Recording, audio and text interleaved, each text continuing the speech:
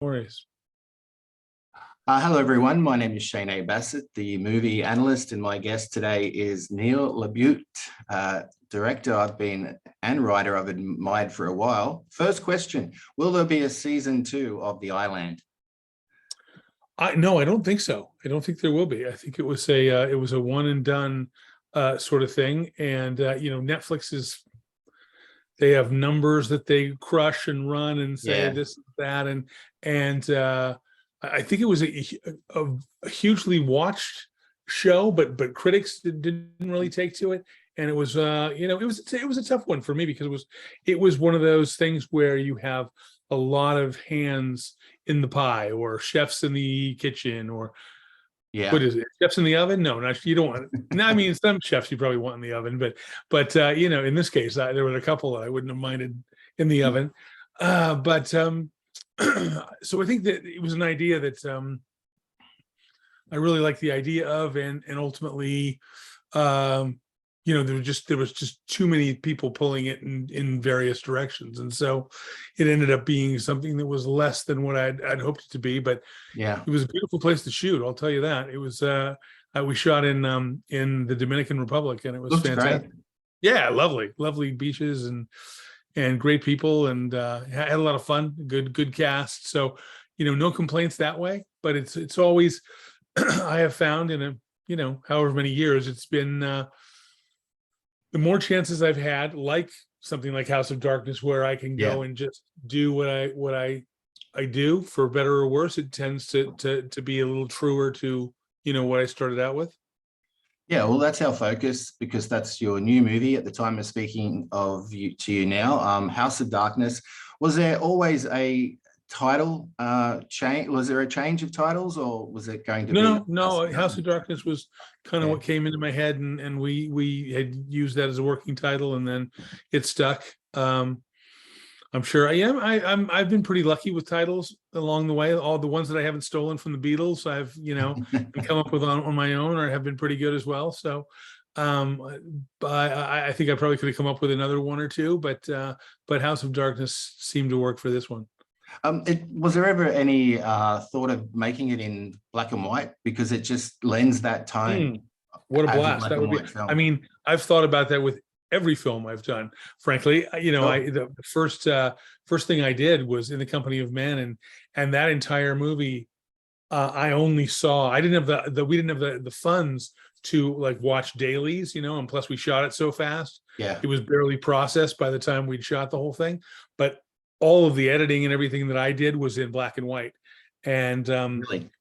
And the first not just the first, the rough cut that we sent to Sundance was in black and white. And but what we did shoot it on color, old color stock that was I've heard a lot of people since that time go, oh yeah, we used this outdated AGFA stock. For some reason AGFA had a place where the sell by date seemed to come up and people would get a bargain on it. I've heard that. So I've heard other people use it as well, but that's what we shot on. It had a great look. And I was told, don't tell anybody who might buy it that it's in color, because then they're going to want to, put it out in color. But the first print that we had was in color. And so after that, people wanted it the way it was, but I tried to make it look as black and white as possible. So all the shorts that I've shot myself have been in black and white, and it's been, black and white is a beautiful way to go. So I think it would be a blast to see it in black and white. Oh, I do too. And I mean, speaking of In the Company of Men, I will talk about a couple of your other films later, but this is kind of like a reverse In the Company of Men at times, without giving too much of the plot away. At times, yes. Yeah, those guys could easily work at the same company. No question about it. Yeah. Yeah, it's a little bit in reverse, but the sisters indeed definitely could work at the same company. If I was casting the film today, in fact, Justin Long would be a perfect replacement for Matt Malloy. He would, I don't know who would be the equivalent of Aaron Eckhart these days. Maybe Chris Pine. Yeah, that's true. Chris Pine and Justin Long together, and they could do a remake, a reboot, as they like to call it in this country. Do they call it the same? Is it Australia? Is it reboot, or they just say you're? Yeah, reboot. I mean, you did American Gigolo recently too. That's more of a reboot than a remake. That is definitely a reboot. Yeah. Not many of my handprints on that one. I started out as the original writer that they came to and said, "Hey, are you interested in this?" Because Really? I had been interested in. I made a reference to American Gigolo in The Company of Men, and You always did? liked that film. And so I went all the way through the kind of like pitching of it from the Bruckheimer gang to Paul Schrader? Paramount, and then to Showtime and all that. And then ultimately Showtime picked it up, but they didn't like the approach that I was kind of doing a origin story of how Right. Julian became Julian. And they do a bit of that in the new one, but they really were interested in the idea of him coming out of prison and facing a new life. And so they wanted an older Julian Kay for their purposes. Well, I don't mind it, but you're right. There isn't much of the original in that series at all. Yeah, not that I've seen so far. Back to House of Darkness, I'll talk about casting shortly, but filming the movie at that castle, it was on location, obviously. Was it a compact shoot? Did all the cast and crew stay in-house, or not in that facility? It was a crazy, home that had been castle that had been built in Arkansas, and we shot it. So we were probably 10 minutes from the set, 15 minutes from the set. That's always, which was good because we were shooting nights. So people were tired, and, it didn't take very long for people to really get, like, oh my gosh, nights are tough, and they are tough. But it just, it looks better, I think, lighting wise. We didn't have the crew that would be able to like tent a house like that. So it just required shooting at night.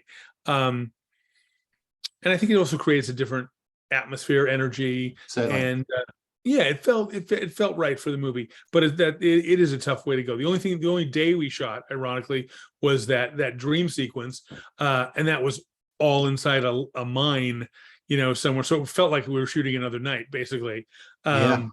I didn't like that atmosphere actually very much. I found myself to be a little claustrophobic, and that was not my favorite. But it was a cool location. But that house became in terms of on set. It was our set. It was our holding area. It was our offices. We had a hurricane come through, and everybody was like hiding in bathtubs in the basement, and so it was definitely like everything was shot there except for that one sequence. Yeah, I'll talk about that sequence. I'm skipping all over the place here, but there are tunnels revealed basically under the house in a dream sequence. Well, assuming they're tunnels, maybe the sisters, they had tunnels to their neighbors. Did they know their neighbors? Were the neighbors in on what they were doing? Well, she talks about other homes, around the country and different places. It also kind of harkens back to like that feeling that, in Dracula, where there was always a subterranean world to those places. And so I wanted something that felt like a little bit of a throwback to that. It was written as all being part of the house, that you could see that it was connected, but the house itself didn't really accommodate that. And so when we decided on that particular place, as opposed to a couple of other homes that we looked at, I knew we had to find something that we connected simply by, movie magic of cutting to another location, and we couldn't, actually physically watch him go from place to place. So that was a change to the original script. But other than that, not too many changes. But it just felt like the right kind of like those Hammer horror, Dracula, they all have that kind of world that, sometimes they're incredibly cheap looking and wonderful, and sometimes they're amazing and realistic. And this one, certainly you couldn't say that it didn't look real, because it was incredibly real. And a lot of the junk that you would see, in corners, an old car and things, were already there. Nothing was brought in. That's interesting.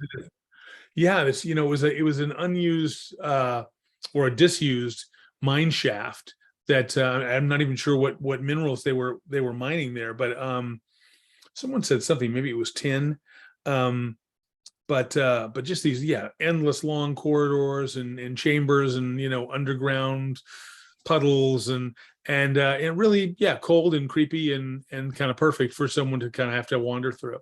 Yeah, it was an interesting moment, and I've got to say that it kept me guessing because I wasn't sure where it was going next.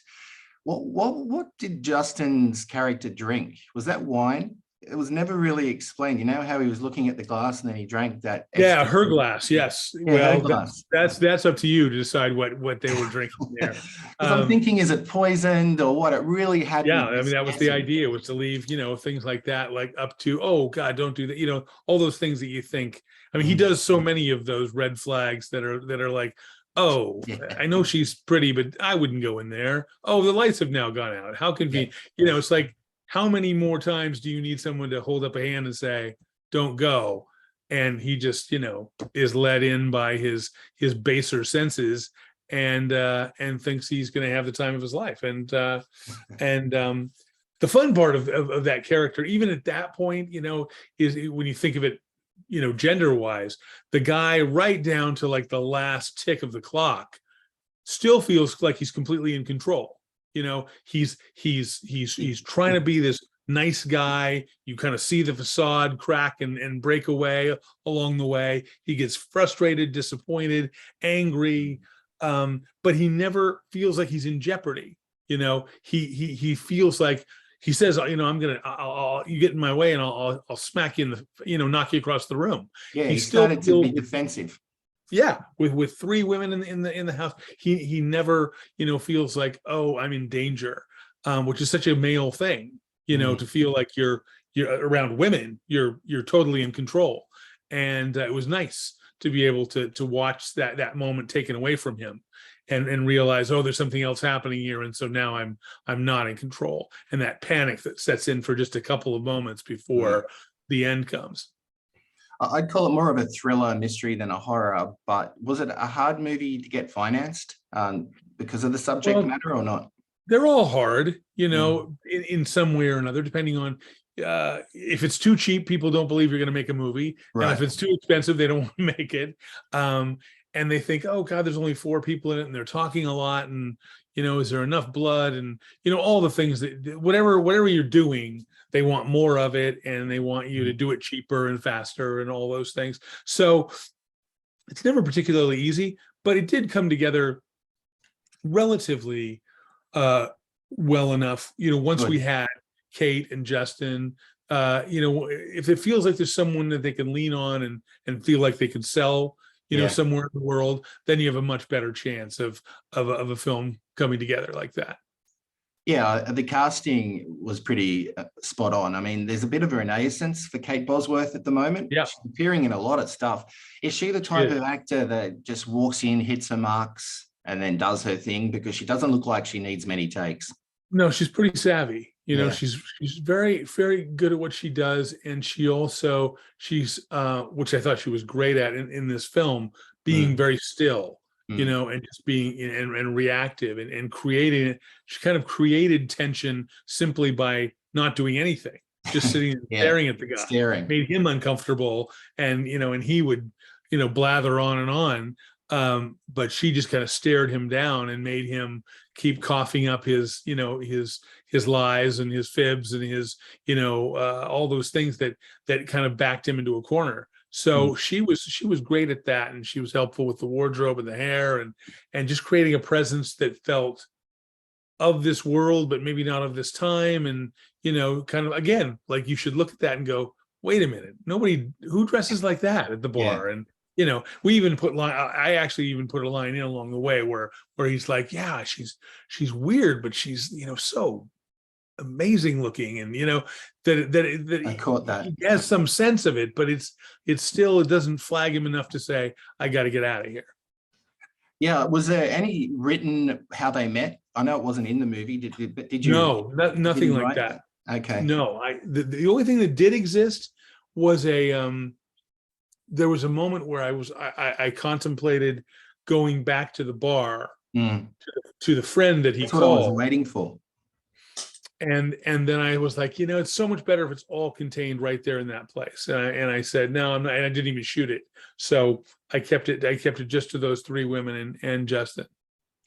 Well, Mina says that she's known a few haps in her lifetime. Maybe there could be a Western prequel. You know, I think they'd be good in that. There you Western. go. I'll get my origin story one way or the other. Yeah. Yeah. Also, I've got to say, I really liked Lucy. I watched her in Get Shorty, which was a show that was finished too soon. Yes. Yeah, and I mean, we're into spoiler territory now, but her popping up out of the blue was an incredible moment. And it was just the icing on the cake. So well done with that, because that was another a small part. And she's someone that I knew previously, and the kind of person you can ask to say, hey, can you come down and just have fun for a couple of days?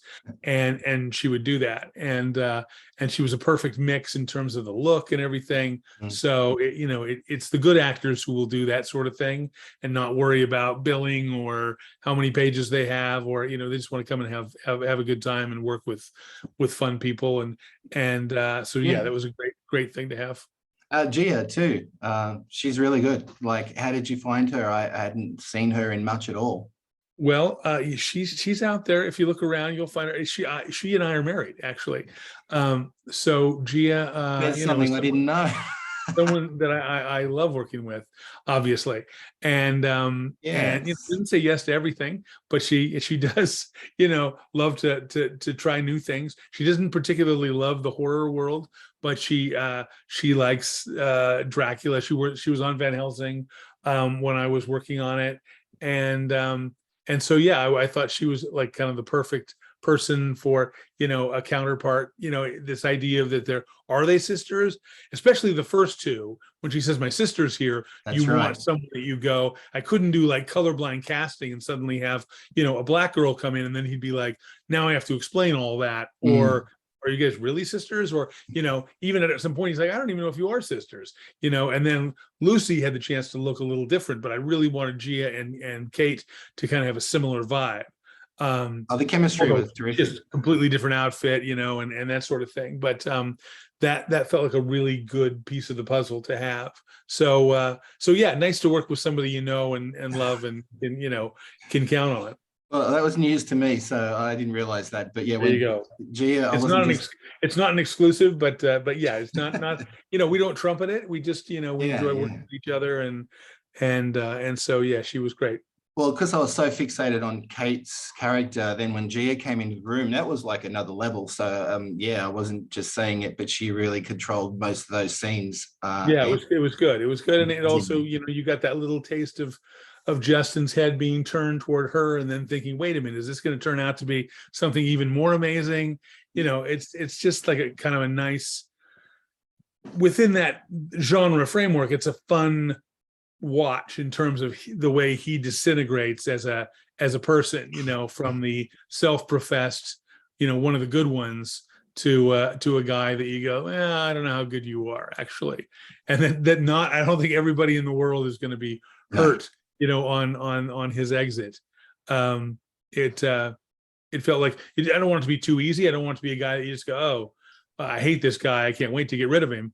But Justin has a great way of playing this kind of boyish charm and getting away with a lot of stuff that another actor might make feel too heavy or too the wrong note. He was just very good at being kind of fun, and then that slowly kind of sliding away as you went along.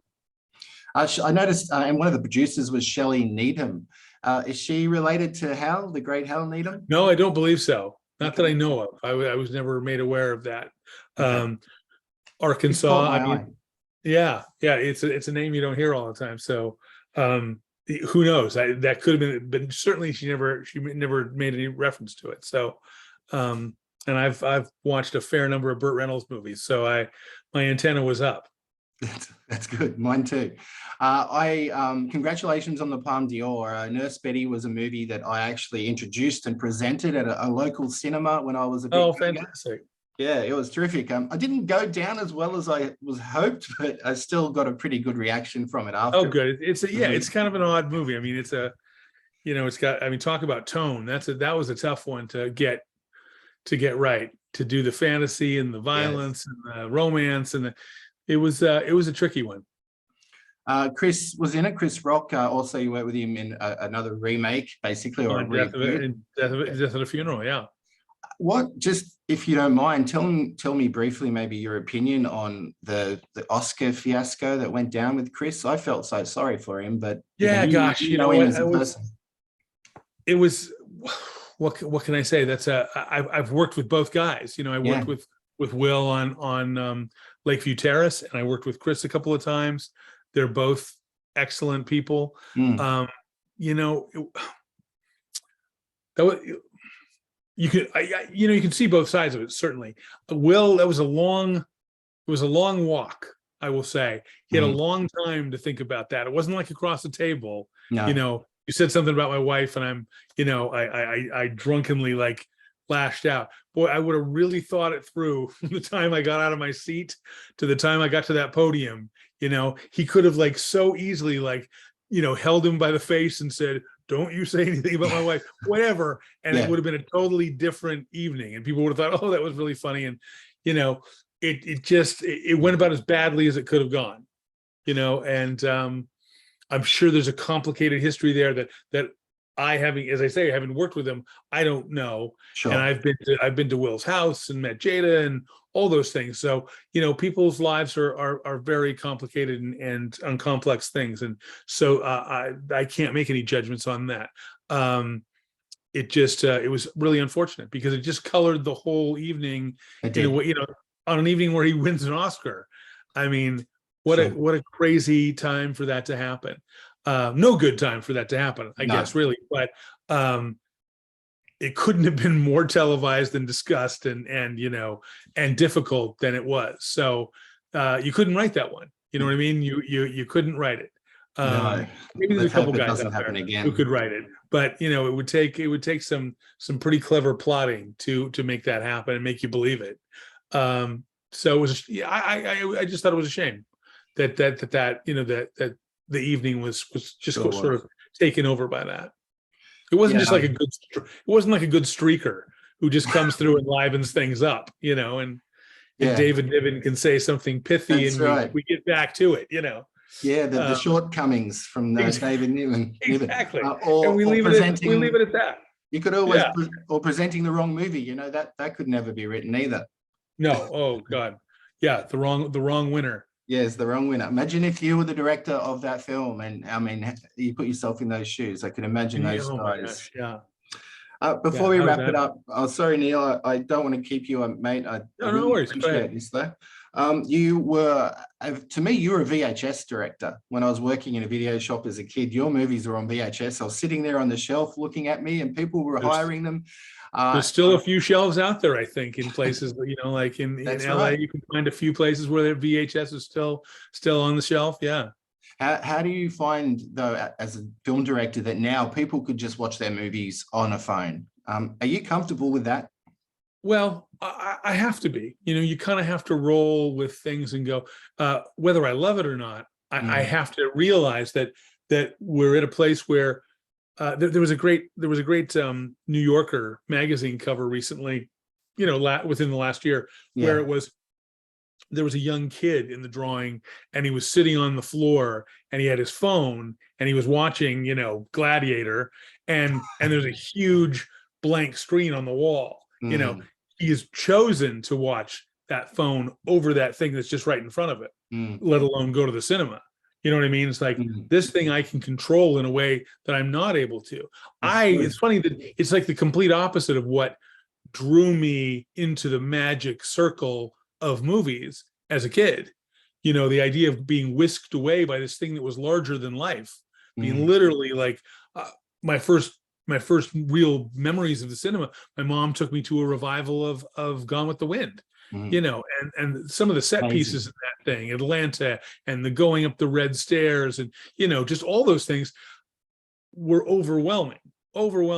And now I think people love the control. I can break it down and I can watch it in between classes. There's the that's true.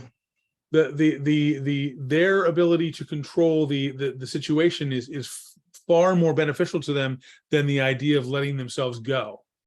And I think that may be a part of just a generation, or just a way that people feel now, less comfortable in letting themselves go. I prefer even a bad movie, the situation of going to the movies and feeling that still being like overtaken, and by the experience itself.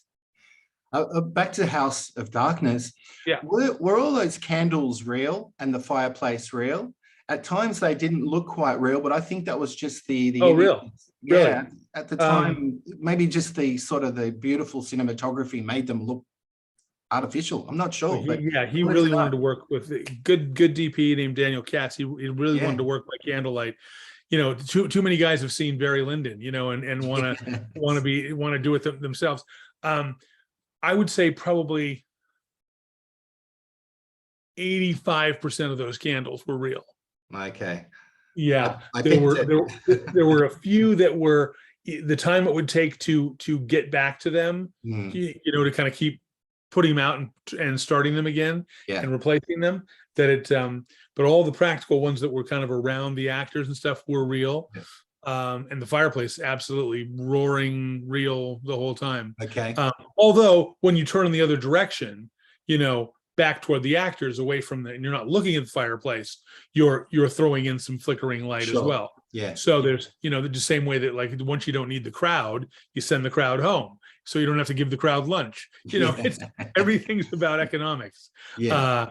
Unfortunately, in a way, to me, I wish it was more about the thing rather than the how do we do this cheap and fast. Of course. But in terms of what you were looking at, mostly real candlelight. Speaking of the cinematographer, before we leave that part of it, that closing shot you could frame and put it on a wall.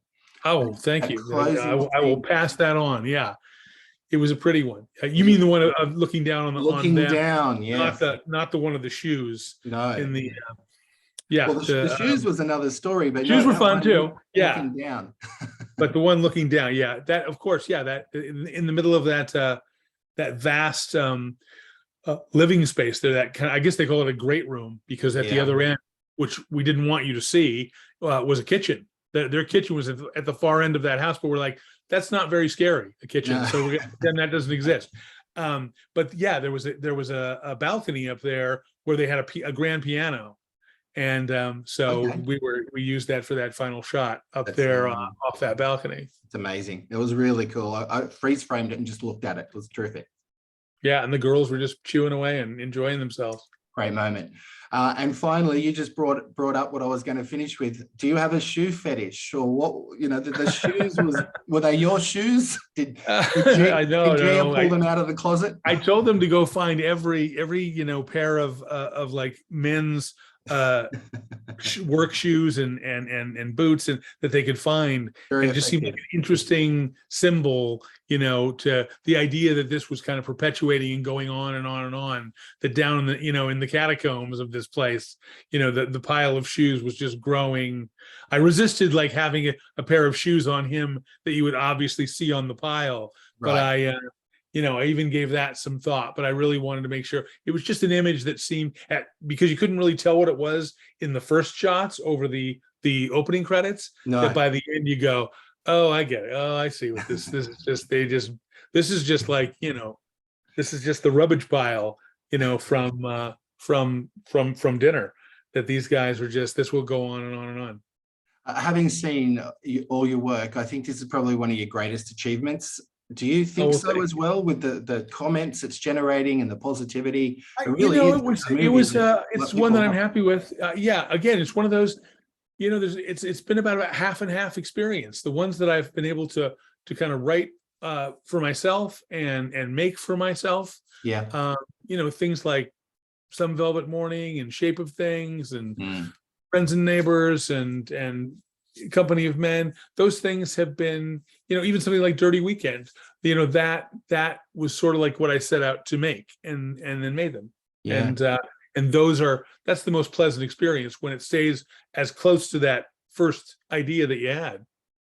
The cast of Dirty Weekend, that was a movie that another one that doesn't get spoken about enough. Well, there you go. So you've forgotten, because the woman that he picks up in the bar, that's Gia. Oh, I have forgotten. It's been about 10 years. He goes home with her and realizes that, oh, I slept with you and your brother. Yeah. And that's Gia. Yeah. All right. Well, I'm going to have to do my homework on that then and watch it again. Yeah. Do some Gia watching. Maybe we can catch up another time for part 2. That would be great. I would really like that. Congratulations, Neil. I really am stoked that this movie's generating so much positivity. I know Australians love horror, and just final word. They've created some good horror in their day. Well, that's the thing. Is there any final word to people, keen to watch it? What do you think they're going to expect when they watch it? In your own words? I'll say it might not be as good as Wake in Fright, but nice call. You know what? It's hard to be as good as that movie. So, but if you like horror and don't mind, a couple of chuckles along the way, I think this is a movie that's worth your time. It's just as intense and awkward as Wake in Fright. That's a really good comparison. It is. That's a perfect word. That is, like, it's scary, but it's like also just awkward. That movie, Donald Pleasance is just the weirdest, and Jack Thompson is so great at being kind of like a good guy until he's not, and just I really, that guy, what was his name, Gary Bond or something like that. Yeah. I don't think he ever had another lead. He just disappeared. Such an interesting actor in that movie, and then just disappeared. But he was it's such a fantastic movie. But maybe we'll see you down under for a project one day. I would love it. I'd love to come down and direct the play down there. Yeah. So find someone to invite me, and I'll be down in a tick. Or if we can work it out around the Australian Open, then I'll really be excited. Okay. Yeah, I'm a big tennis fan. So this is a tough year for me with Federer saying goodbye. So it's a whole new world out there. Best of luck, mate. I've really enjoyed our time together. You, sir. Take care of yourself. And I hope we get to talk again. Take care. I hope so. Take care. See you, Neil. Bye-bye.